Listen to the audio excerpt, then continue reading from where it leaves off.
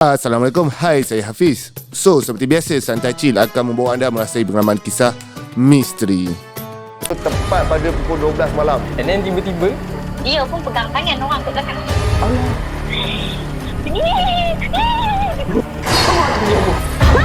Kau tahu tak, aku nampak apa? Kau nak mati ke? Dia menari tu, dia terpanjang-panjang kaki kita kan.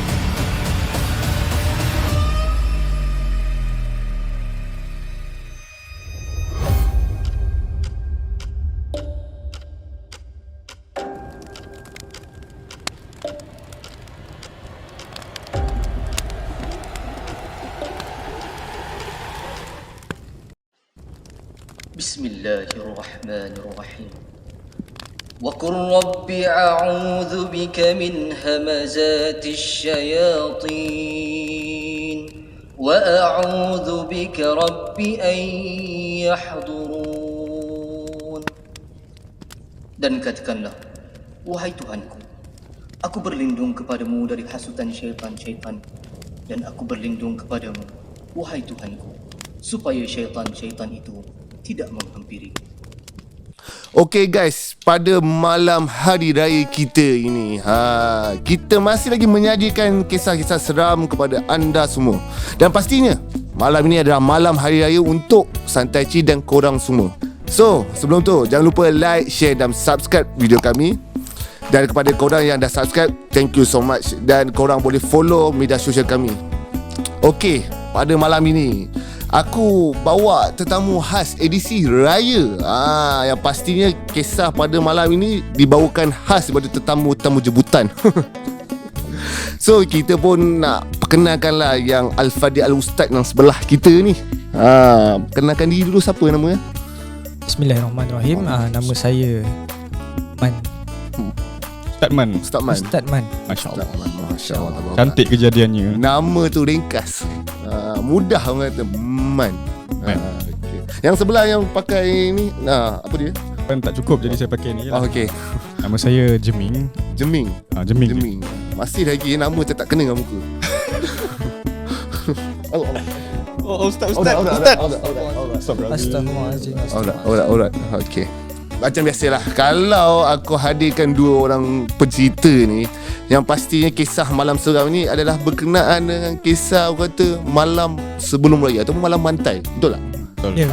Jadinya aku yakin dan setiap kita ataupun kalangan korang semua penonton-penonton pasti akan ada kisah-kisah seram di malam hari raya.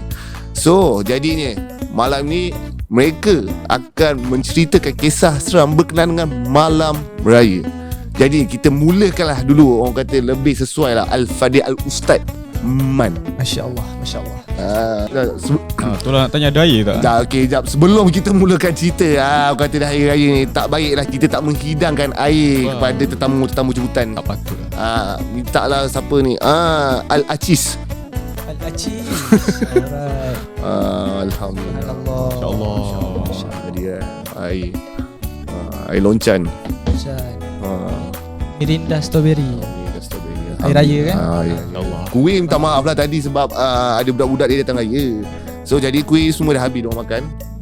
Tinggal air je. Itulah. Tak apa Ustaz? Boleh Ustaz? Boleh. So kita tak nak buang masa, kita pendengarkan kisah seram Ustaz Man. Baik. Bismillahirrahmanirrahim. Alhamdulillahirrahmanirrahim. Wassalatu wassalamu ala asyrafil anbiya'i wa mursalin wa ala alihi wa sahbihi ajma'in. Amma ba'.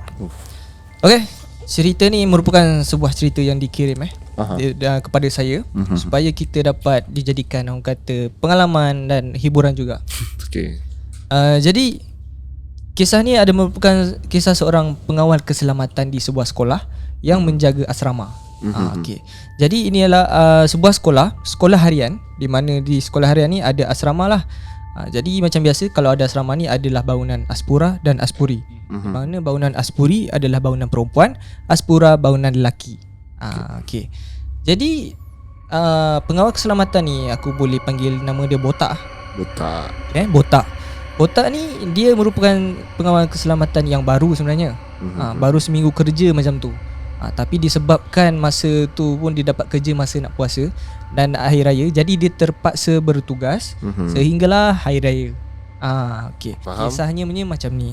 Jadi ada satu hari ni di mana hari Jumaat, pelajar asrama perlu keluar daripada asrama di mana diorang kena balik lah kan. Jadi mak ayah kepada pelajar-pelajar ni akan datang untuk ambil anak-anak mereka.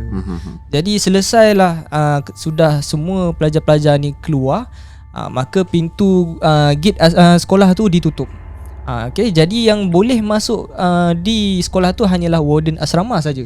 Sebab rumah warden asrama tu kat dalam sekolah. Okey, faham. Okay, jadi selain tu tak ada kenderaan yang dibenarkan masuk. Okay. Jadi ada satu malam ni dikisahkan lah macam biasa bila kita cerita pasal pengawal keselamatan, diorang ni terpaksalah ronda setiap malam. Tapi untuk pengawal keselamatan ni dia tak adalah clocking sampai ke atas asrama. Aku tak sure kenapa, atau memang tak ada ke tempat clocking kat bangunan asrama. Tapi dikabarkan bahawa yang dia akan cuma ronda je kat bawah tu. Kan? Sampailah orang kata apa? Bawah tu, tempat bawah ada clocking. Yang atas tak ada. Di sekolah ni lah. Jadi pada satu malam ni, masa tu esoknya raya lah. Okay, aku tak ingat hari apa. Pengawal keselamatan ni dia meronda macam biasa pukul jam 12 malam. Si botak ni dia tak pernah ada pengalaman seram. Jadi dia orang kata dia dengan bersahaja lah sorang-sorang pergi clocking tanpa ditemani kawannya namanya Ali. Okay. Dia kata tak, kau nak aku follow kau tak ronda ni? Cakap tak payah, kau jagalah kat pos ni kan, kot lah nanti warden datang kan. Dia warden belum balik lagi. Biasalah dia pun ada life dia juga kan, takkan nak duduk kat sekolah je. Jadi tak apa, kau duduk pos ni aku bergerak seorang. Sambil-sambil tu dia buka lagu di handphone dia. Orang kata nak menikmati hari raya tu. Dia buka lah lagu raya kan. Jalan di blok-blok bangunan tu. Sampai di bangunan Aspura, dia ronda memang tak ada apa berlaku lah. Dia check semua lampu memang buka. Lampu terpaksa kita buka lah kalau kat asrama ni atas tujuan-tujuan keselamatan kan. Jadi yang cuma dia check kalau ada air pipe terbuka, macam tu lah. Kalau ada benda-benda yang mencurigakan, dia kena ni lah check. Okay, Aspura tak ada apa-apa. Dia pergi ke bangunan Aspuri pula. Masa dia pergi ke bangunan Aspuri ni, dia jalan-jalan, tiba-tiba dia terdengar bunyi bising budak-budak asrama. Okay, macam riuh lah. Riuh. Dia dengar daripada di tingkat atas. Okay. Dia dengar di tingkat atas sebab bawah tu kan, orang kata surau Aspuri. Jadi bawah tu tak ada apa. Yang ada tempat basuh baju, tempat dobi dia orang dia panggil lah kan. Ada tempat air geregang dan juga surau. Yang atas tu memang tempat kediaman diorang lah, dom diorang. Jadi dia dengar macam ada budak kat atas. Dia fikir bukan semua budak dah balik ke? Betul. Kan. Jadi makin lama bunyi riuh tu makin kuat. Seolah-olah bunyi tu familiar dia dengar masa sekolah harian lah. Macam dengar pukul 12 ada budak ke. Jadi dia risau kalau ada penceroboh daripada luar. Yelah, takut ada kecurian. Sebab kadang-kadang budak ni dia tinggal barang kat lokal kan. Jadi mungkinlah ada orang luar yang daim kan, dia tahu budak ni ada bawa barang berharga tinggalkan kat situ kan. Jadi dia macam ni ada orang ni. Jadi dia terpaksa naik untuk cek di setiap dom, setiap bilik. Kalau ada sesiapa yang masuk, dia cek. Dia cek tak ada orang. Dia pergi ke tingkat yang lagi satu. Okay, tingkat 2 lah. Dia cek, memang tak ada orang. Tapi mana datang suara itu? Okay, jadi dia pun turun balik. Masa nak turun ni, kat tangga ni biasanya kan belah tandas dia hujung. Betul lah. Kan? Kat tandas ni dia ada dengar bunyi air pipe terbuka. Jadi dia macam mana datang budak ni kan. Memang bil air tinggi lah kan. Jadi dia pun masuk bilik air, dia tutup. Dia turun lagi. Bila dia turun ke bawah, dia dengar bilik air tu tadi, air pipe tu terbuka balik. Jadi dia macam naik balik.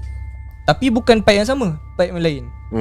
Jadi dia ni dengan positif cakap, ni ada masalah ni, nak kena bagi tahu warden kan. Ada problem. Jadi dia tutup, dia turun balik. Jadi dia dah habis ronda. Dia nak ke pos dia tu balik lah. Tapi dia nak kena lalu dekat koridor tu balik kan. Dia lalu kat koridor tu sambil dia kata last check lah. Masa dia last check tu, kat bawah sekali tu, dia dengar balik suara budak-budak tadi. Ada suara gelak-gelak lari-lari kat atas. Okay. Dia pun cakap, "Oi, siapa kat atas tu oi?" Tiba-tiba bunyi tu diam. Dengan sekelip mata bunyi tu hilang. Jadi macam senyap pula kan. Lepas tu dia check lagi. Jalan dia check kat bawah-bawah ni, mana datang bunyi itu. Sebab muskil, sebab dia dah check dah kat atas memang tak ada orang.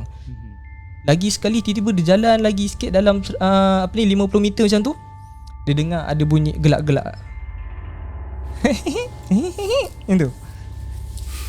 Kali ni dia tahu bunyi tu dari arah mana. Okay, bunyi itu memang betul-betul atas dia, which is dom yang tingkat 1. Dia pun suluh ke atas. Betul-betul suluhan lampu tu tepat kat satu muka yang kat atas koridor tu, tempat yang macam kat tepi tu kan. Ada satu sosok perempuan yang tengah mencangkung sambil pandang dia kat bawah dengan rambut mengembang. Otak dia. Mencangkung, dia kata kan, dia mencangkung kat atas tu, pandang dia kat bawah macam tu dengan muka senyum. Macam tu. Dia itulah kali pertamanya dia ternampak benda-benda yang macam ni. Dia terus lari sambil dia kata Allahu Akbar, Allahu Akbar. Dia lari sampai ke pos. Tapi dia nak ke pos tu pula ada kena lalu padang. Alamak, jauh mat. Ya. Sebab macam biasalah kan, ada padang. Barulah sebab kat pintu masuk tu barulah pos kan. Jadi kena lalu padang pula kan. Jadi sepanjang dia lari kat padang tu, dia dengar macam ada benda kejar dia. Zuk kat belakang. Jadi makin lama dia makin laju lah lagi. Dengan orang kata tak rasa kaki tu. Tak rasa kaki sampai ke pos. Dia terus masuk kat pos tu. Si Ali cakap, "Ui, kau kenapa tak?" Cakap, "Ui, tak ada apa lah." Cakap, kau betul-betul ni cakap kalau ada apa. Aku pun ada benda nak cerita ni kat kau. Kata, kau cerita apa? Tak, tadi macam mana aku nak cakap dengan kau ni. Tadi kau pergi sana kan, betul kan? Aku tak tahu lah. Sebab tadi aku nampak kau kat pintu luar. Maksudnya dia nampak jelmaan botak ni. Tapi okey lah, ni post guard kan, ni dalam lah, which is botak akan nampak. Dia akan nampak patutnya daripada sini. Sini pintu gate yang perlu dibuka tu kalau ada orang nak lalu masuk sebelah sini. Jadi dia nampak botak ni di bahagian luar, tengah pandang dia senyum. Sejak pada tu botak ni dia buat surat resign. Sebab dia kata apa, dia kata itu kali pertama dia nampak benda tu dan dia tak nak lagi rasa benda tu. Sebab masa tu dia kata hampir dia nak terkencing juga dan dia demam selama 3 hari. Tapi rupanya sebelum tu memang ada kejadian pelik di mana si Ali ni dia kerja lebih lama daripada botak. Jadi dia kata sebenarnya tu biasa tau. Pernah budak cerita kat aku, dia nampak jelmaan aku, which is Ali lah. Dia kata nampak jelmaan aku jalan kat koridor Aspura, asrama lelaki, tapi baju aku berdarah-darah.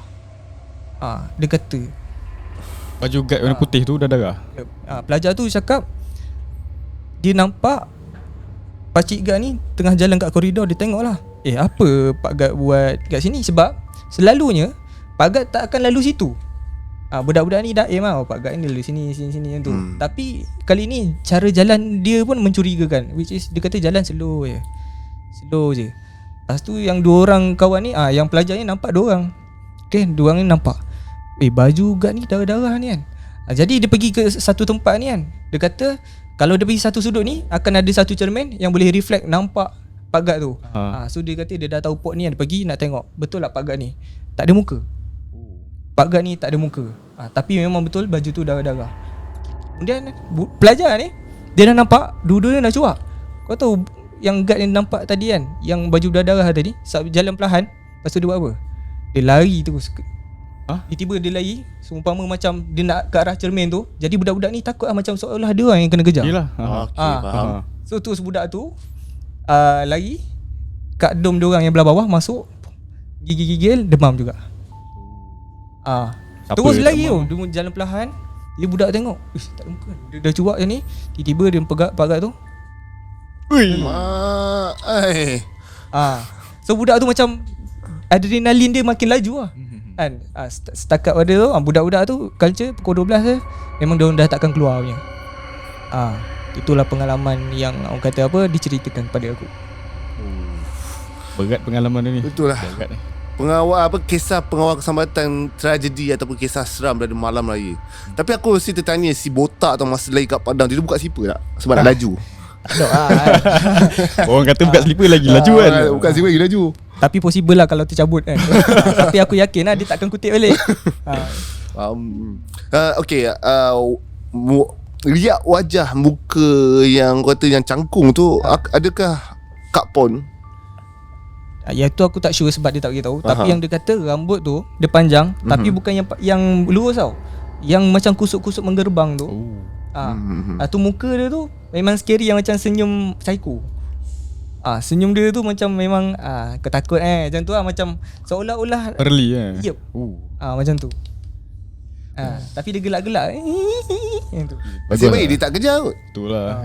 Risau dia melompat sampai Tu bawah. rasa dia tangkap pisang. Tapi tak sure kan kat padang dia dengar benda yang kejar dia belakang tu apa. Oh, dia tak toleh lah. Dia tak toleh. Okay, faham. Boleh lambat lah lagi. Orang kata jangan pandang belakang, nak laju kan. Betul. Cuma Ustaz Man lah. Okey. Masa yang bila botak dah menceritakan dekat Ali, member dia kan, pasal kejadian yang dia alami. Dan Ali kata benda ni normal, benda ni dah selalu dia lalui. Jadi kebarangkalian kes-kes macam ni yang Ali lalui, dia ada cerita kat botak tak? Sama ada orang yang sama, benda tu yang sama ganggu dia ke? Yang Ali cakap dia biasa dah dengan kejadian-kejadian aneh macam ni. Tapi dia tak pernah nampak yang botak pernah nampak tu, which is perempuan yang mencangkung tu. Tapi orang kata kalau jelmaan budak, jelmaan Pak Gad sendiri, itu common. Tapi kalau memang dia kata kadang-kadang dengar bunyi pelik-pelik, itu dia dah biasa lah. Cumanya orang kata walaupun biasa dia takut jugalah. Tapi Ali dia tak berhenti kerja. Yang berhenti kerja botak. Iman tak kuat. Antara dugaan lah. Betul. Kan. Itu memang dugaan, macam kita tahu, dugaan pengawal ni yalah, walaupun tak kisah jadi pengawal mana-mana tempat pun, bila dia masuk waktu malam tu, bila dia nak clocking tu, bagi aku itu benda paling mencabar untuk diri aku. Sebab kau nak kena round. Kalau lah tempat tu besar dekat dalam hutan, lagi pisang mat nak clocking. Kau bukannya berteman seorang-seorang tu. Betul. Okey, itulah kisah seram daripada Ustaz Man sendiri yang diceritakan berkenaan pengawal keselamatan yang mengalami gangguan mistik pada malam hari raya. Itu bagi aku tragedi yang orang kata kita dah mood nak raya, kena pula kacau jadi spoil. Esok pagi aku rasa dia tak pergi takbir raya tu. Dia lah resign, tak tahu dapat gaji ke tidak. Okey, cerita yang menarik. Apa kata kita dengar kisah kedua daripada orang yang ikat kepala ni, iaitu Jeming. Silakan. Terima kasih lah Hafiz dan juga Ustaz Man lah. Jadi saya nak share ni, cerita ni dia tak terjadi masa macam Man orang tu malam raya kan. Jadi macam saya ni raya dah berlalu. Kejadian dia ni saya sendiri yang alami. Masa tu bertempat di Aikro. Dan masa tu juga ada satu event yang berlangsung, di mana kalau yang familiar mungkin tahu festival makanan Thailand yang bertapak di Malaysia. Dan saya salah seorang daripada pekerjanya lah. Sebab adik kepada mak saya ni, mak saya ni orang Thailand. Jadi adik mak saya ni dia dari Thailand, dia datang ke sini untuk menyertai event jual ni. Jadi apa yang dia jual ni, dia jual aiskrim kelapa. Aiskrim kelapa yang diletakkan dalam buah kelapa tu, yang dibelah dua kan. Buah kelapa tu dibelah dua dan aiskrim kat situ. Okey, jadi bila kru-kru dia dalam seramai 10 ke 12 orang datang ke sini, tak ada rumah sewa. So kita terpaksa lah sewa homestay. Akulah yang manage cari tu homestay tu semua. Dan ada satu rumah ni yang bagi aku bila check dalam internet tu, keadaan rumah tu agak cantik. Dan aku berminat, so aku booking rumah tu untuk selama 10 hari. Familiar lah rumah homestay ni, cat warna purple, warna hijau, familiar. Tapi decoration dalam dia cantik. Okay, so aku book. Dan bila dah semua dah sampai, dah masuk dalam tu, okay, nice, cun, memang aku puas hati. Cuma bila kita kerja macam ni, event makanan ni, kita serve makanan. Dan event ni berlangsung habis sampai pukul 12 malam. 12 malam, so time tu lah kemas-kemas. And sampai rumah dalam 1 ke 2 pagi. Jarak dari tapak perniagaan nak ke homestay tu dalam 5 minit lah naik kereta. Malam pertama sampai malam kelima, aku tak ada menerima apa-apa gangguan. Cuma bila sebab aku tak stay tu, sebab aku ada rumah kat Melaka. Jadi baik aku balik rumah, tidur rumah. So malam yang ke-6 tu aku agak macam aduh, jauh lah rumah nak balik ni. So aku ambil pilihan aku stay kat homestay tu sekali dengan diorang. Okay. Jadi malam ke-6 ni bersama diorang, bila dah sampai 2 pagi tu aku balik. Macam biasalah, orang lain semua dah rehat, nak rehat, dah penat nak rehat. And masing-masing dah balik, dah masuk bilik. Jadi aku masa tu tak rasa macam nak tidur sangat. Dah penat, aduh tak boleh tidur. Aku buka TV dan aku duduk atas sofa. Time tu cerita apa Lord of the Ring kot, cerita action. Okay. Tak adalah rasa seram sangat. Time tu dah 2-3 pagi kan. Jadi bila aku tengok tu, duduk sampai tengok seorang, tengah syok-syok tengok ni, aku rasa macam ada satu suara, bisikan yang seakan-akan dia gelak. Dan suara tu aku boleh describe, dia bukan suara perempuan, tapi dia macam lelaki, suara lelaki yang Okay, dia gelak macam macam tu lah. Dan suara tu sampai sekarang aku ingat. Memang aku tak boleh lupa. Aku macam aku ingat mungkin lah salah seorang daripada pekerja tu kan, dia nak join sekali tengok belakang tu. Jadi aku tak indah lah, sambil tengok baring atas sofa tu, aku tengok TV. Aku dengar suara malah nak pusing. Tiba-tiba dalam 5 minit agaknya aku buat tak indah. Hoi! Sebelah kiri kanan aku. Dan tu aku macam memang nak tercabut mat jantung. Gedau. Kau sebelah aku sakit hati tu. Jantung aku memang berdegup kencang sambil aku punya bulu roma ni memang meremang habis satu badan. Pacak. Sebab memang tak logik lah kalau nak kata pekerja tu yang menjerit belakang aku. Kalau aku pusing, memang aku nampak dia kan. Kalau aku nak pusing belakang tengok pun mesti nak lari mana kan. Memang tak cukup masa nak sembunyikan diri. Aku pusing tak ada, kosong. Lepas tu aku decide aku tutup TV, aku masuk bilik, aku buka handphone, buka surah Yasin. Sambil tutup mata cuba tidur, buka Yasin. Sambil dengar alunan surah Yasin ni. Dalam 10 minit ke 15 minit kemudian, dekat tingkap tu, tak. Dalam hati memang memang maki-maki lah. Menyesal aku tidur sini. Ketuk. Time tu memang baca surah Al-Kursi pun memang berterabur lagi. Tapi aku cuba baca dengan perlahan, baca dengan intonasi yang betul. Dan Alhamdulillah sampai subuh clear, tak ada apa-apa. Memang aku yakin masa tu semua dah ada dalam bilik, dan aku sendiri yang kunci grill kat depan tu. So memang tak ada orang yang keluar lah. Memang semua dah dalam bilik.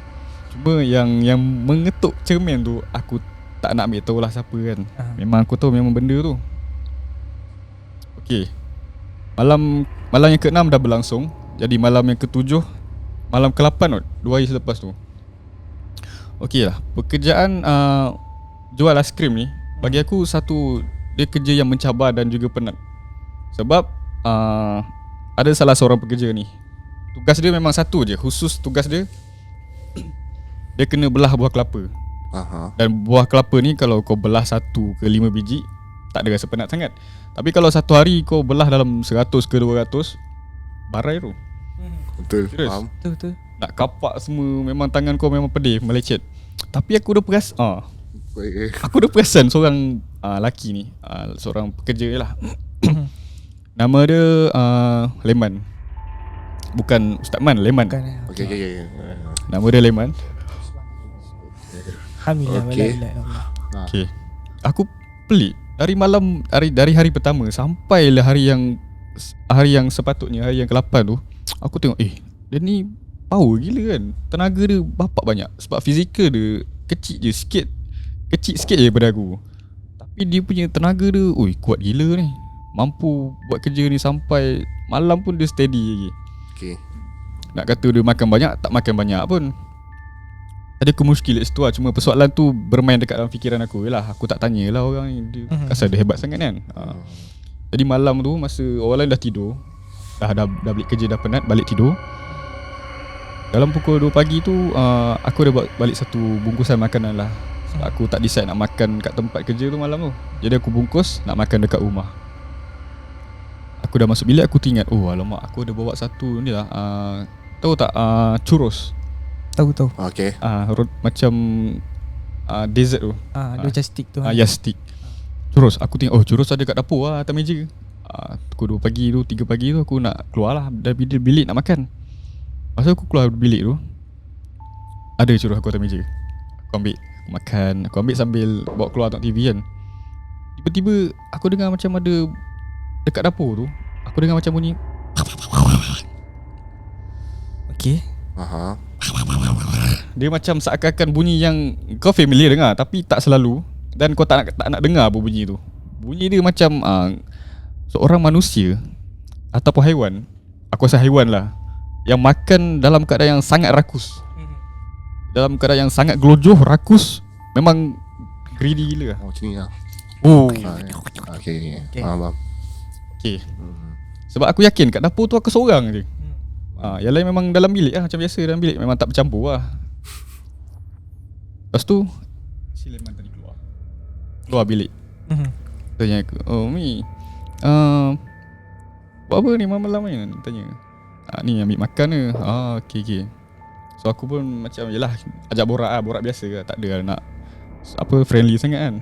So aku masuk bilik. Selangkah aku nak masuk bilik tu, aku pusing belakang, aku nampak Leman tu yang tengah mencangkung. Okay. Dalam keadaan cahaya masa tu memang sama-sama.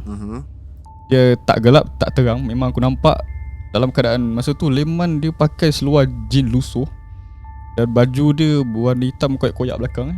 Dan aku nampak kat tepi tu ada tulang ayam dengan kepala ikan agaknya yang berterabur.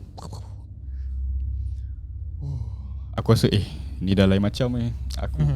So bila aku dah, memang aku masuk bilik, aku tutup pintu, aku macam-macam persoalan bermain kat kepala aku. Memang betul ke ni Leman? Macam memang masa tu memang macam-macam persoalan lah.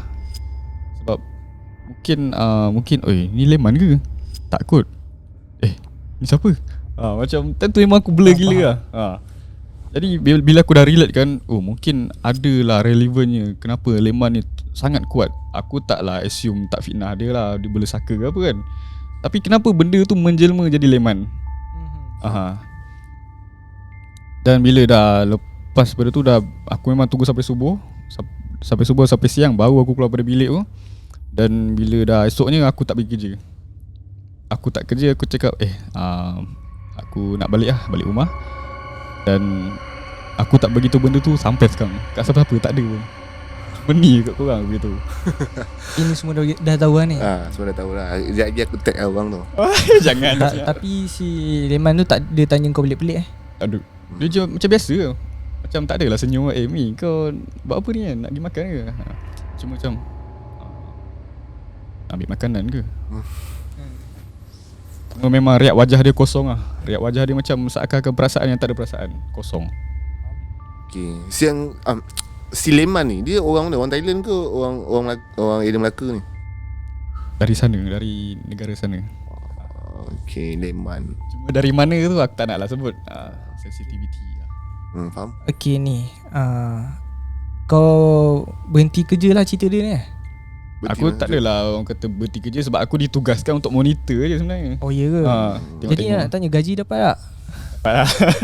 Kot lah hang tiba-tiba kan, kau tak habis kerja potong lah kan. Tak ada, aku decide balik rumah. Terkejut man. Okay, faham. Okay, adakah masa dia hoi itu suara abang gegar? Adakah suara hoi itu adalah sama dengan suara Sleman tu? Oh tak.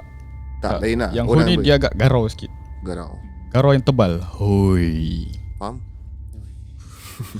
Okay. Jadi itulah antara perkara yang selama ni aku pendam, aku tak nak share pun. Jadi aku share lah. Inilah kisah yang aku sendiri alami.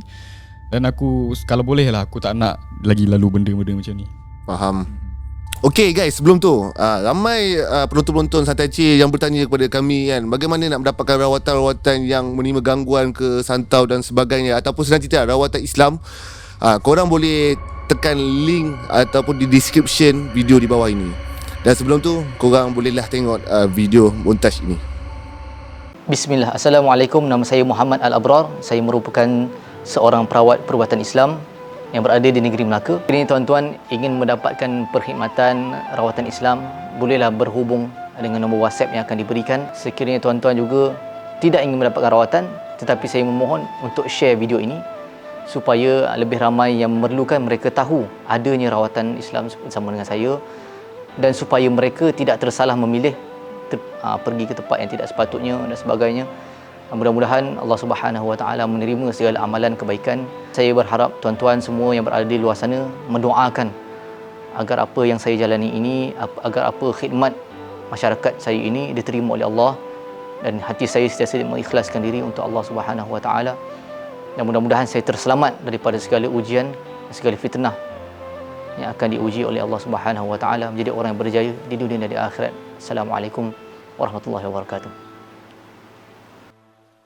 Okey guys, itulah kisah seram daripada Jeming sendiri. Kisah pengalaman dia bukanlah orang kata malam raya, tapi di bulan raya, betul? Betul. Di bulan raya, di masa dia menyertai program festival makanan Thailand. Saya baik tak jumpa hantu siam. Ui, jangan. Dia nak kukap. Tapi cerita menarik. Cuma aku kalau aku jadi Azmi masih dia woi, tak aku dah siku dulu baru aku tengok siapa. Sebab kuat dia tak ada sempat lari. Betul. Terpagi ke bawah. Siku dulu baru ada ni. Okey, satu kisah yang menarik daripada Jeming sendiri. Orang kata bila dua tetamu dah bercerita kepada korang berkenaan kisah hantu di hari raya, malam raya, tak manis lah. Tuan rumah sendiri tak buka buah ataupun cerita Mantap. kisah seram malam raya. Baru nak tanya, apa cerita kau Abi? Apa cerita? So cerita malam ini yang aku nak kongsikan kepada korang semua adalah kisah berkenaan pengalaman kakak aku sendiri. Kakak aku ni aku gelarkan nama Su lah, bukan nama sebenar lah. Okay. Su. Jadinya kakak aku ni Su ni merupakan seorang wartawan jurnalis di sebuah adalah syarikat yang terkemuka. Jadinya kakak aku ni terpaksa ditugaskan hari mantai. Hari mantai ni hari sebelum raya ni, bertugas tak dapat cuti. Selalunya kakak aku akan balik kampung hari mantai. Tapi malam ni dia tak buat apa. Hari ini dia tak boleh nak balik mantai. Dia kena balik selepas dalam pukul 9.10 lah, sebab dia kena finishkan dia punya beberapa artikel untuk pada hari tersebut lah. So sebelum ni dia dah memang tahu, akak aku memang dah tahu yang floor dia ni antara floor yang orang kata keras dan mistik pada waktu malam. Jadi ini hari yang dia terpaksa nak siapkan kerja, terpaksa siap dalam pukul 8 lebih ke 9. Dia terpaksa siap sebab dia nak kejar balik kampung juga malam tu kat Melaka. So masa tu Pak Gad ni ada tegur lah kakak aku masa tu. Dia kata, Su, tak balik raya ke? Balik bang, nak siapkan artikel ni dulu sebelum balik ni. Jadinya boleh ke Su duduk seorang kat sini? Boleh kok bang, boleh. Kalau ada apa-apa Su panggil abang tau, abang kat bawah. Jadi itu pesanan yang akak aku rasa macam, yelah akak aku tahu benda tu keras, tapi tak boleh expect yang sekeras. Bukanlah keras, maksudnya ini adalah dia first time alami dalam department pada waktu malam. Jadinya reminder yang dipesan oleh Pak Gad tu sendiri menyebabkan akak aku ni dah orang kata berwaspada lah, dah standby pada malam tu. Masa tu memang akak aku seorang dekat department tu. So nak kata department tu besar tu memang tak besar. Memang orang kata penuh dengan meja yang ada partition, yang ada mesin photostat besar-besar dan mesin photostat kecil-kecil yang di setiap meja yang ada lah kan. Dan masa tu dalam sekitar 9, tak silap aku, akak aku menceritakan dia masa tu dia tengah edit artikel untuk berita pada hari tersebut. Dia tengah-tengah type semua, dia perasan ada kelibat dekat pintu kaca tu yang melintas lalu. Akak aku macam siapa? Sebab department tu bangunan tu banyak department. So department tu pintu utama kaca tu, depan tu dah tak ada apa, lift lah. Jadi ni dia macam ada orang lagi ke. So akak aku pun takut sebab dia seorang. Takut Pak Gad duduk luar, mungkin tunggulah. Sebab tadi pun Pak Gad dah pesan boleh ke Su duduk seorang dekat department ni kan. Mungkin Pak Gad dia nak tengok, nak bagi memastikan sama ada betul ke Pak Gad ataupun orang lain kan. Dia buka pintu tu, buka memang tak ada apa. Cuma lift tu macam biasa tertutup, tak ada nombor bergerak ke, tak ada apa, macam biasa. Maksudnya tak ada sebarang pergerakan dalam department aras tu. Okay. Jadinya akak aku macam, siapa yang melintas tadi ya kat depan pintu kaca? Lupa, pintu kaca tu pula pintu yang jenis macam ni. Masa dia melintas, pintu tu terbuka depan kakak aku, dan pasti mesti ada orang lalu. So akak aku macam pelik, macam siapa kan. Jadinya dia macam malas nak fikir, dia sambung lagi edit. Dia sambung edit. Benda pertama yang dia kena gangguan, mesin photostat di setiap meja bergerak. Maksudnya print sendiri. Yes, photostat yang kecil, yang besar semua hidup gak. Set. Akak aku dah cuak tau. Akak aku masa tu dia macam, siapa yang print? Dia pergilah ambil salah satu meja, tengok apa yang benda yang di print. Sama ada dia tekan button print ke atau apa pun. Dia tengok, tak, kosong. So akak aku dah makin cuak tau. Dia menggigil lah. Sebab dia, kau bayangkan department yang kau duduk seorang, semua mesin photostat bergerak sendiri, print tapi tak ada dakwat. Kan? Akak aku dah, orang kata dah pegang, dah orang kata dalam keadaan yang bising, akak aku nak lari dah panggil Pak Gad lah. Orang kata macam dah tak tahu sebab dia nak siapkan lagi sikit lagi artikel ni. Masa on the way nak kelai ke pintu kaca yang sliding yang terbuka tu, tiba-tiba satu lagi gangguan yang akak aku alami serentak. Kau rasa apa benda? Selain mesin photostat lah. Kena ketuk. Tak. Komputer. Bunyi telefon berdering serentak. Semua.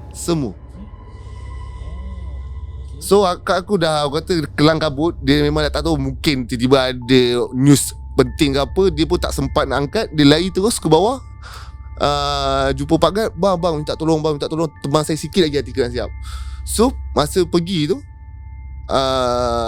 ditemani oleh Pak Gad, naik ke atas. Sambil naik kat tangga dalam lift tu, akak aku cerita lah dekat Pak Gad tu kan. Dia tanya, apa yang berlaku so kan? Tak bang, tadi mesin photostat bergerak sendiri bang, dengan telefon semua serentak berdering. Habis tak jawab ke call ke atau mesin photostat? Tak sempat bang, sebab saya dah takut. Sebab print tanpa ada sebarang tulisan, serentak. Dan takkan saya nak angkat call kan. So okey lah, macam ni lah. So siapkan kerja. Abang tunggu kat luar cermin ni. Takut lah kan, duduk berduaan kan tak elok. So abang tu tunggu di luar cermin. Dan pada masa sama, akak aku inform dekat grup department ni, nak bertanya ke ada news ke tiba-tiba semua serentak bergerak ni. Semua beritahu tak ada apa, tak ada sebarang news tergempar ataupun apa yang update pada hari tersebut atau malam tersebut. Jadi akak aku bermain fikiran macam pelik semua. Tapi dia siapkan artikel lah, sambil artikel semua dah siap, settle tu, barulah akak aku balik. Sambil tu ditemani Pak Gad lah. Pak Gad cakap, okay so dah siap ke? Dah, masa tu kat pukul 10 lebih lah. Lepas tu barulah akak tahu ataupun kakak aku sendiri tanya dekat Pak Gad tu. Dia cakap, bang, memang macam ni ke bang waktu malam di Oman ni? Tak juga.